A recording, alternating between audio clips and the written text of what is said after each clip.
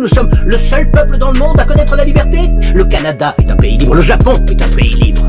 L'Angleterre, la France, l'Italie, l'Allemagne, l'Espagne, l'Australie et la Belgique sont des pays libres. Parmi les 207 États souverains qu'il y a dans le monde, 180 d'entre eux sont des pays libres. Enchaînons. Et toi, la fille à papa, écoute, juste au cas où tu t'aventurerais accidentellement dans un bureau de vote, il y a certaines choses qu'il vaut mieux que tu comprennes. Par exemple, qu'il n'y a absolument aucune preuve qui atteste que les États-Unis sont le plus grand pays du monde. Nous sommes 7e en ce qui concerne le taux d'alphabétisation, 27e en maths, 22e en sciences, 49e en espérance de vie, 178e en mortalité infantile, 4e en force de travail, 3e en revenu médian des ménages et 4e en exportation. Nous sommes premiers dans seulement 3 catégories. La proportion de citoyens incarcérés par habitant, le nombre d'adultes qui croient que les anges existent et les dépenses militaires qui sont plus élevées que celles des 26 pays suivants cumulés, dont 25 sont nos alliés. Alors bien sûr, rien de tout ça n'est la faute d'une jeune étudiante en journalisme. Mais ça montre malgré tout de manière flagrante que tu fais partie de la pire génération qui a jamais vu le jour dans toute l'histoire de ce pays. Si tu me demandes ce qui fait des États-Unis le plus grand pays du monde, la question est tellement conne que je n'ai aucune réponse.